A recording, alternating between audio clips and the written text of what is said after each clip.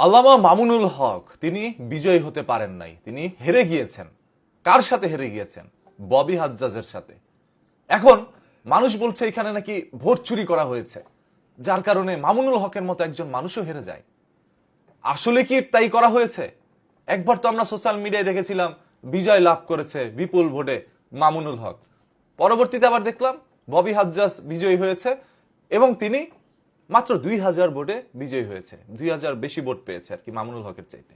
So একটা vote বেশি পাইলেও সে বিজয়ী হইতো। মানুষের কথা হচ্ছে ববি হাজ্জাজ একজন শিক্ষিত মানুষ, সে দেশ নিয়ন্ত্রণ করার ধরেন ক্ষমতা বা যোগ্যতা রাখে, তাই তার কাছে গিয়েছে, এটা মানুষ খুশি হয়েছে।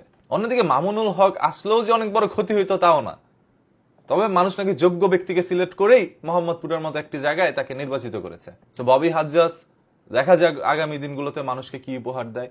তিনি যথেষ্ট স্মার্ট, শিক্ষিত। তবে মামুনুল হক যে হেরে গিয়েছে এটা যদি প্রথমেই প্রকাশ হইতো, প্রকাশটা যদি শুরুতেই ভাবে হইতো যে মামুনুল হক হেরে গিয়েছে, তাহলে কিন্তু আর এই সমস্যাগুলো হতো না। সমস্যা হয়েছে একবার তাকে বিজয়ী দেখানো হয়েছে, পরবর্তীতে তাকে আবার হেরে গিয়েছে দেখানো হয়েছে। এইটাই মানুষ মেনে নিতে পারে নাই। বিজয়ী হয়েছে শোনার পরে মানুষ তো একরকম সেজদায় পড়ে গিয়েছে, 2 রাকাত নামাজও আদায় করে ফেলেছে তারা খুশিতে। সেই খুশির মধ্যে কেউ একজন পানি ঢেলে দিছে এরকম মনে হয়েছে। সো এইটা নিয়ে এখন পর্যন্ত আলোচনা সমালোচনা হচ্ছে। আর মামুনুল হকের দাবি যে ভোটগুলো পুনরায় গণনা করা হোক, তারপরে নির্বাচিত করা হোক আসলে কে হয়েছে। এখন কি আসলেই আবার ভোট গণনা করা হবে কিনা আমি জানি না। আমার মতে মনে হয় না যে আবারও পুনরায় ভোট গণনা করা হবে। একবার যেটা হয়েছে ওইটাই। আর একটা দুইটা আসনে তো না, বিএনপি মোটামুটি অনেক আসনে ভাই এগিয়ে আছে, অনেক আসন পাইছে তারা।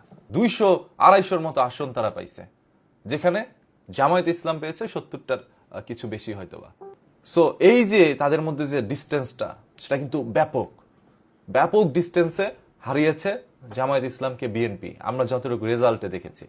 তবে মানুষ বলছে এখানে নাকি ভোট দুর্নীতি হয়েছে। আমরা ভোট কেন্দ্রে গতকাল আমি যখন নিজে ভোট দিতে যাই, আমি ভোট দিয়েছি। সো ভোট দিতে যখন গিয়েছি তখন গিয়ে দেখলাম যে সেনাবাহিনী যেভাবে দায়িত্ব পালন করছে, আমার মনে হয় নাই যে ওই ভোট কেন্দ্রে কোনো দুর্নীতি তখন হয়েছে। এখন তখন হয় নাই এটা আমি মোটামুটি কনফার্ম। গণনার সময় ভোটে আসলে দুর্নীতি হয়েছে কিনা সেটা তো আর আমরা জানি না, আমি ওইখানে ছিলাম না। আমি আশা করি যে দুর্নীতি হয়েছে, আর যাই হয়েছে, যেই সরকার গঠন করছে বা যারাই ক্ষমতায় আসছে তারা যেন দেশটাকে সুন্দর করে নিয়ন্ত্রণ করে। এইটা দেখার অপেক্ষা শুধু। সব তো দেখা শেষ, এবার শুধু এটা দেখার অপেক্ষা বিএনপি কিভাবে দেশটা নিয়ন্ত্রণ করে, কিভাবে দেশটা চালায়। তাদের প্রতি আমরা সবাই আশাবাদী, যারা এমপি মন্ত্রী হয়েছেন, সরকার হয়েছেন।